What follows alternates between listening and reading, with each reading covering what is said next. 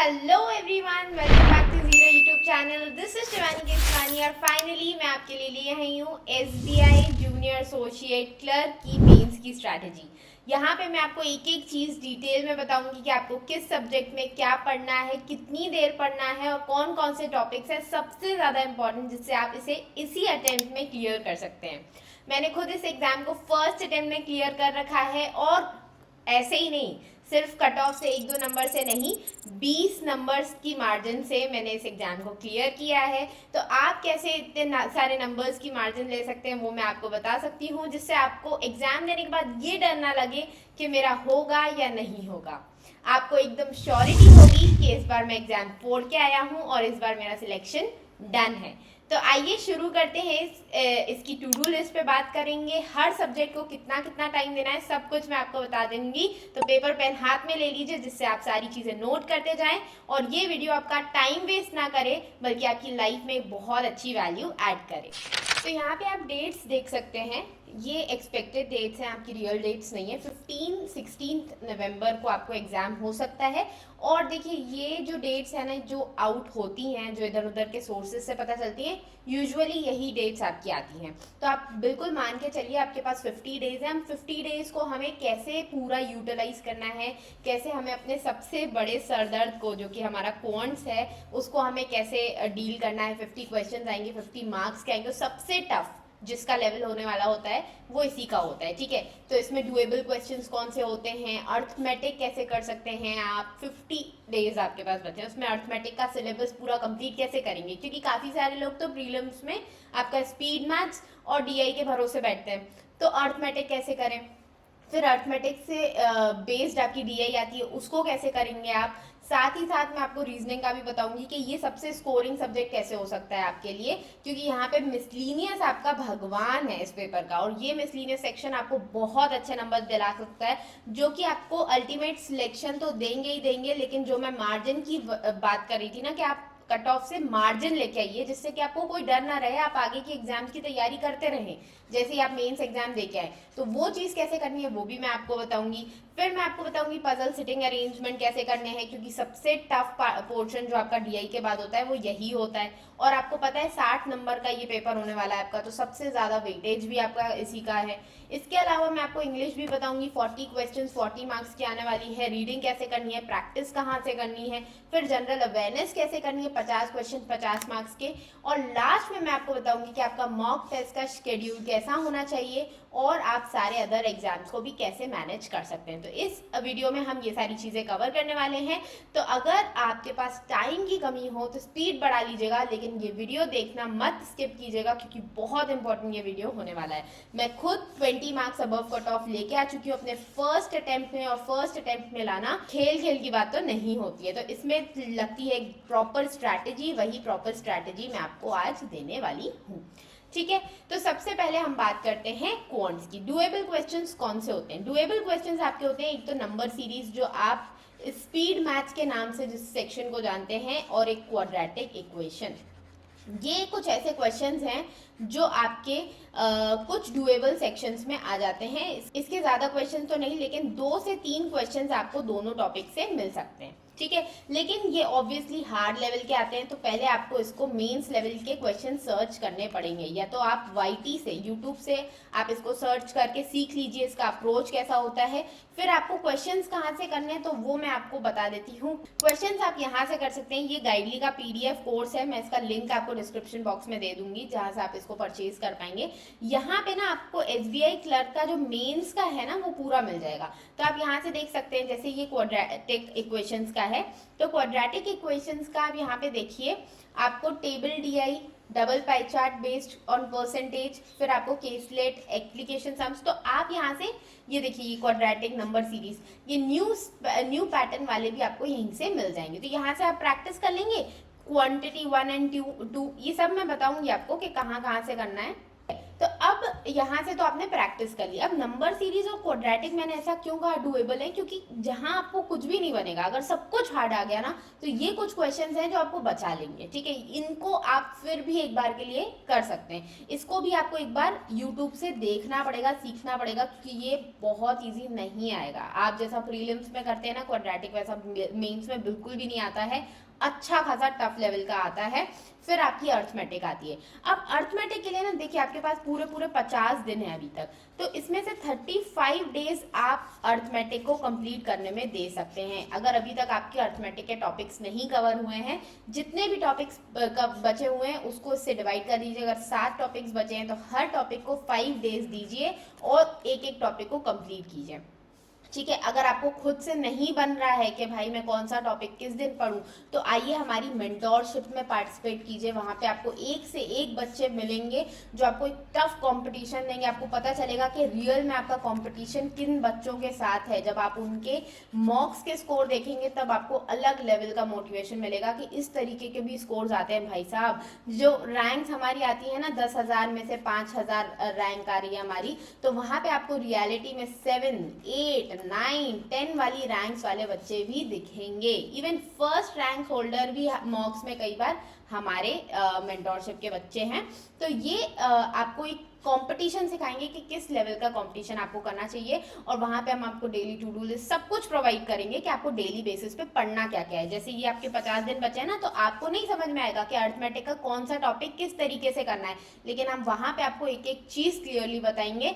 तो अगर अभी तक आपने नहीं एनरोल किया तो एनरोल कर सकते हैं। ये दिए हुए नंबर पे आप व्हाट्सएप कीजिए, आपको तुरंत एनरोल करके सारा कुछ प्रोवाइड कर दिया जाएगा। और वीकली सेशंस जो मेरे साथ होते हैं परफॉर्मेंस एनालिसिस के, वो आप बिल्कुल भी भूल के मिस मत कीजिएगा, क्योंकि वहां पे मैं आपको एक एक चीज, आपके एक एक डाउट को क्लियर करती हूँ और हर बच्चे पे स्पेसिफिकली फोकस करती हूँ।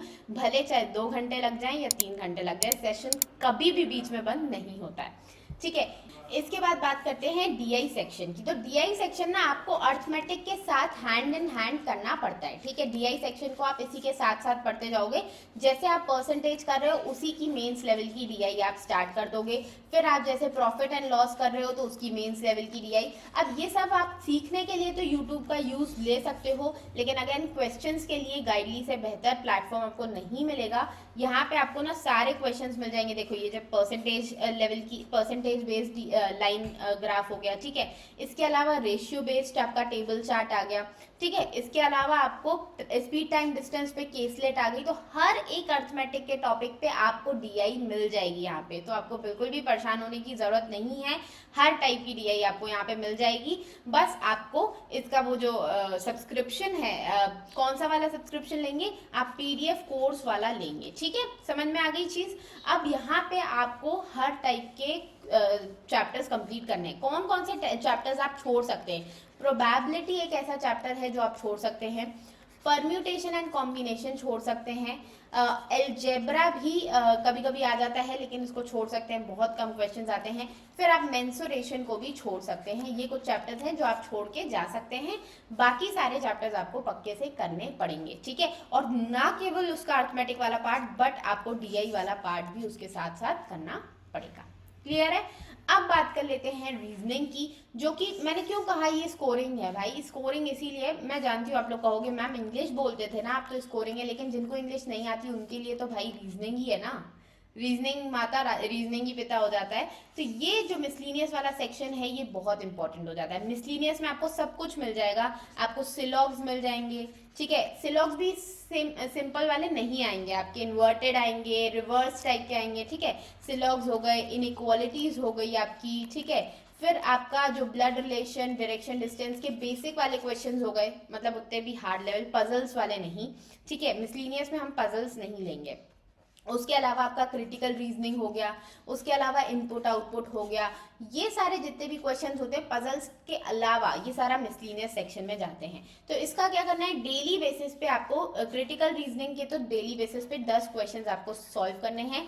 इनपुट आउटपुट के 2 सेट सॉल्व करने हैं, ठीक है। अगर ये आप करते रहेंगे ना, तो इसका और इसका क्वेश्चन जो भी आने वाला है, इसके 5 क्वेश्चन लगभग आपको देखने मिलते हैं, इसका एक सेट मिलता है, ये आपसे नहीं छूटेगा। और ये फ्री फंड के नंबर है। फ्री फंड के नंबर क्यों मैं बोल रही हूँ, क्योंकि सबसे इजी जो पार्ट है ना इसमें से, मतलब पूरे पेपर में से वो यही दोनों पार्ट हैं। अब आप बोलोगे क्रिटिकल रीजनिंग बहुत टफ आता है मैम, आप कैसे इजी बोल रहे हो। जिसकी इंग्लिश अच्छी है, जो इंग्लिश में डेली एडिटोरियल पढ़ रहा है, अभी आगे मैं बताऊंगी किस तरीके से करना है, वो उसको कभी भी क्रिटिकल रीजनिंग टफ लग ही नहीं सकती, लग ही नहीं सकती, ठीक है। तो अब ये सारा मिसलिनियस वाला पार्ट हो गया। अब ये वाले जो टाइप के क्वेश्चंस है ना, ये डेली डेली आप हर टॉपिक के 5 क्वेश्चंस करोगे मेंस लेवल के, आपका कंप्लीट है मिसलिनियस, आपको कभी परेशान नहीं करेगा और सबसे अच्छे नंबर ही आपको ये सेक्शन देगा। अब बात कर लेते हैं भाई पजल एंड सिटिंग अरेंजमेंट की। मैम सबसे टफ आता है, डीआई से टफ जो नेक्स्ट नंबर है वो इसी का है। तो इसको कैसे करना है, ये ना आपको चाहे जितने भी आए, 4 अगर मैं मान के चलती हूँ रियल एग्जाम में आपको 4 क्वेश्चंस देखने को मिल रहे हैं, आपको सिर्फ एक सेट देखना है जो डुएबल है और नहीं, बाकी सारा टाइम आपका मिसलिनियस में चला जाएगा। एक या मुश्किल से मुश्किल अगर जिसकी स्पीड सबसे अच्छी हुई वो 2 सेट करके ले जाएगा। तो एक सेट अगर आपको ढूंढना है तो वो आपको आना चाहिए, 4 में से एक निकालना है जो आपको बन जाए, पूरा बन जाए, जिसपे आपका 10 मिनट वेस्ट ना हो कि आप 10 मिनट बना रहे हो 10 मिनट से और फिर लास्ट में वो बना ही नहीं, वो वाली सिचुएशन नहीं होनी चाहिए आपकी। इसलिए आपको ये ढूंढना आना चाहिए। आप ढूंढोगे कैसे, डेली के जब 2 सेट तो मैं कम बोल रही हूँ, मिनिमम बोल रही हूँ, क्योंकि काफी सारे लोग बोलते हैं मैम आप अपनी टू डू लिस्ट में इतना सारा बताते हो ही नहीं पाता है, इसलिए मैं आपको 2 सेट बोल रही हूँ। लेकिन जो बच्चे अच्छे से प्रेपरेशन कर रहे हैं, जो बच्चे बिल्कुल बिना ये एक्सक्यूज दिए कर रहे हैं कि भाई इतना सारा तो हो ही नहीं सकता, ये तो इम्पॉसिबल है, भाई इम्पॉसिबल वाला टास्क भी पॉसिबल कर रहे हैं हमारे मेंटोरशिप वाले बच्चे। हर एक चीज मतलब 90% मिनिमम वो लोग पूरी कर लेते हैं टू डू लिस्ट। यही टू डू लिस्ट मैं उनको भी देती हूँ और डेली बेसिस पे उनको टॉपिक्स बताती हूँ, तो वो कर रहे हैं। तो करने वाले बच्चे कर लेते हैं, जो करने वाले बच्चे उनको बोल देती हूँ मैं 4 सेट्स डेली करना है। 4 सेट्स डेली पजल के लगाओगे तब जाके एक मिलेगा रियल एग्जाम में कि करने लायक कौन सा पेपर है, ठीक है, करने वाला कौन सा पजल है। ये कर लिया आपने। इसके बाद आ जाते हैं इंग्लिश में। इंग्लिश में क्या करना है भाई, दो एडिटोरियल पढ़ो बस। 2 एडिटोरियल मैं क्यों बोल रही हूँ, मैं तो 4 बोलती हूँ, क्योंकि यहाँ पे ना आपको लॉन्ग वाले 2 एडिटोरियल्स पढ़ेंगे और इसमें टाइम जाएगा आपका अच्छा खासा। फिर उसके बाद ना आपको एप्लीकेशन बेस्ड क्वेश्चंस भी सॉल्व करने हैं। एप्लीकेशन बेस्ड क्वेश्चंस कौन कौन से टॉपिक के करने हैं ये मैं आपको बता देती हूँ। यहाँ पे ये सबसे ज्यादा इंपॉर्टेंट हो जाता है। एक तो आपका पैराजंबल सबसे इंपॉर्टेंट है, ठीक है, यहाँ पे parajumble, sentence improvement, word usage आता ही आता है, ठीक है। तो वर्ड यूजेज आ गया आपका, क्लोज टेस्ट आ गया, सिंगल फिलर्स तो फिर भी कम मिलेंगे, डबल फिलर्स ज्यादा दिखते हैं, मैच द कॉलम हो गया, सेंटेंस कंप्लीशन, ये आपका mains topic, mains specific topic है सेंटेंस कंप्लीशन। ट्रिपल फिलर्स भी आपके मेंस में ही आते हैं, cloze test, word usage, word replacement, ठीक है। ये सारी चीजें आपको करनी है डेली बेसिस पे। कनेक्टर्स हो गए आपके, फिर आपका वोकैबुलरी आइडेंटिटी हो गई, मैच द कॉलम हो गए, वर्ड स्वैप हो गया, ठीक है। ये सारी चीजें आपको डेली बेसिस पे करनी है। अब आप बोलोगे कि मैम इतने सारे टॉपिक्स डेली करने हैं क्या, हाँ इतने सारे टॉपिक्स करने हैं डेली के, बस 5-5 क्वेश्चंस हर किसी के लगा लेना काफी है, ज्यादा कुछ नहीं करना है। डेली के आप 5 कोई भी टॉपिक्स उठा लो और 5 टॉपिक्स के 5-5 क्वेश्चंस लगा लो, 25 क्वेश्चंस मेंस लेवल के लगा लोगे, आपका काम हो जाएगा। अब ये 5 टॉपिक डेली पे चेंज करते रहना, क्योंकि टॉपिक्स आपके पास बहुत सारे इंग्लिश में, बहुत सारे आते रियल एग्जाम में थोड़े कम है, लेकिन हमें प्रैक्टिस तो सबकी करनी पड़ेगी ना। हमें थोड़ा ना पता है कि सेंटेंस कंप्लीशन इस वाले एग्जाम में आएगा या नहीं आएगा, मैच द कॉलम आएगा या नहीं आएगा, नहीं पता हमें, तो ये करना पड़ेगा।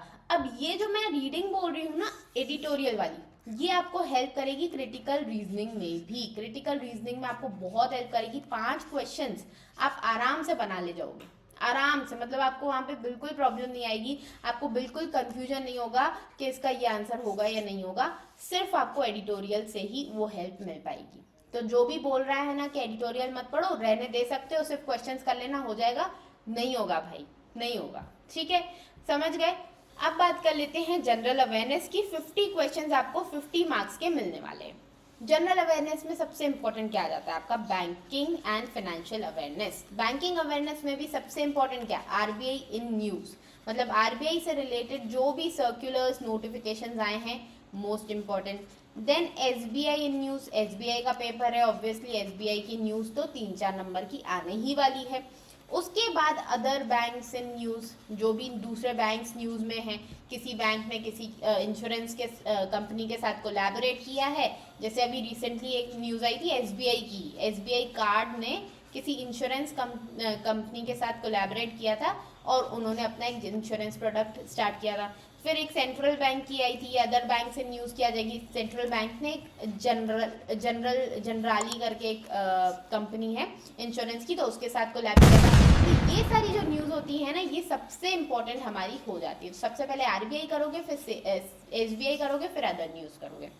क्लियर है? इसके बाद आपका आ जाता है स्कीम्स वाला पार्ट और इंडेक्स वाला पार्ट, इंडेक्स रिपोर्ट। इसमें से काफ़ी क्वेश्चंस पूछे जाते हैं, ये आपको सारे करने पड़ेंगे। इसका भी जो है ना, नेशनल वाला पार्ट ही करना, स्टेट वाला मत पढ़ लेना, स्टेट का इतना इंपॉर्टेंट नहीं है।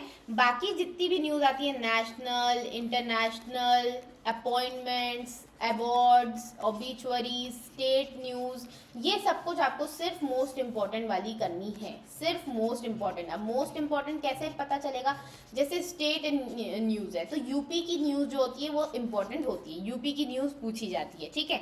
फिर नेशनल में कौन कौन सी हो गई? नरेंद्र मोदी जी ने कुछ भी इनॉग्रेट किया, इंपॉर्टेंट बन जाता है। इंटरनेशनल न्यूज़ कौन सी इंपॉर्टेंट हो गई? इंटरनेशनल में बैंकिंग और फाइनेंशियल अवेयरनेस में आपकी इंटरनेशनल में आईएमएफ से रिलेटेड भी न्यूज़ आ जाएंगी, ठीक है। आईएमएफ ने रेटिंग की है इंडिया की, ठीक है, या फिर जीडीपी ग्रोथ रेट बताइए फाइनेंशियल ईयर 26 की, 27 की, तो ये चीज़ें हमारी इंपॉर्टेंट बन जाती हैं। इंटरनेशनल में और कौन सी चीज़ें इंपॉर्टेंट हो गई? कोई भी इंपॉर्टेंट एग्रीमेंट हुआ इंडिया का किसी और नेशन के साथ, तो वो इंपॉर्टेंट बन जाता है। अपॉइंटमेंट्स कौन सी इंपॉर्टेंट होती है? कोई भी एक नेशनल इंपॉर्टेंट लेवल की, नीति आयोग के चेयरमैन चेंज हुए तो इंपॉर्टेंट हो जाता है। तो ये सारी चीज़ें आपकी इंपॉर्टेंट हो जाती है। अवार्ड, कोई भी इंपॉर्टेंट अवार्ड हो गया, आपके जो हमारे सेंट्रल बैंक है, हमारी सेंट्रल बैंक ऑफ इंडिया, मतलब हमारी रिजर्व बैंक ऑफ इंडिया, उसके जो हमारे जो गवर्नर साहब हैं, उनको अगर कुछ अवार्ड मिला तो इम्पोर्टेंट हो जाता है। तो इस तरीके से इम्पोर्टेंट न्यूज़ आपको सिर्फ कवर करनी है, सब कुछ नहीं पढ़ना है। क्लियर है? अब मॉक स्केड्यूल आपका क्या रहेगा? तो अभी के लिए for the first 30 days your mock schedule should be 3, her third day पे आपको मॉक टेस्ट देना है और उसके अगले दिन उसका एनालिसिस करना है, ठीक है। और एक दिन आपका पूरा कंप्लीट स्टडीज को जाएगा, ठीक है। आप उस दिन अपने सेक्शनल्स दे सकते हो, टॉपिक वाइज टेस्ट दे सकते हो, लेकिन आपको फुल लेंथ मॉक टेस्ट हर तीसरे दिन में एक देना है। जैसे ही आपके 30 दिन खत्म हो जाएंगे, आप 10 मॉक टेस्ट फुल लेंथ वाले दे चुके होंगे, उसके बाद 20 दिन बचेंगे और हर दूसरे दिन आपको टेस्ट देना होगा। मतलब आप कभी भी, चाहे एग्जाम के एक दिन पहले भी, आप 7 दिन में ये नहीं करने लग जाना कि 7 दिन में डेली का एक मॉक टेस्ट लगा रहे हो। भाई फुल लेंथ मॉक टेस्ट, वो भी मेंस का, टाइम लेता है और टाइम के साथ साथ उसका एनालिसिस भी टाइम लेता है। तो जब तक आप एनालिसिस नहीं करोगे ना, आपको नहीं पता चलेगा कि मुझे कहाँ पे इम्प्रूव करना है। तो एनालिसिस बहुत इंपॉर्टेंट है। एनालिसिस के बाद आपके पास टाइम भी बचना चाहिए वो सारी चीज़ें इम्प्रूव करने का। इसलिए 20 दिन आपको करना है, हर सेकेंड डे पे आपको करना है, ठीक है। क्लियर है? ये मॉक टेस्ट शेड्यूल हो गया। दूसरी चीज़, दूसरे एग्जाम्स के साथ कैसे मैनेज करना है, तो वो चीज़ हम आपको आपके मेंटोरशिप प्रोग्राम में डिटेल में बताते हैं वैसे तो, कि किस तरीके से आपका LICAAO आ रहा है, ठीक है, IBPS क्लर्क आ रहा है। अब मैं क्या करूं भाई, इसके साथ साथ SBI मेंस को कैसे ले चलूं, फिर मेरा IBPS PO मेंस भी आ रहा है, उसका मैं क्या करूं। SBI PO तो चलो हो गया, फिर इसके बाद इसका भी मेंस आ जाएगा, इसका भी मेंस आ जाएगा, तो मैं सारे एग्जाम साथ में कैसे लेके चलूं। तो ये चीज़ हम आपको मेंटोरशिप में एकदम डिटेल से बताते हैं कि आपको कैसे सारी चीज़ें साथ में लेके चलनी है।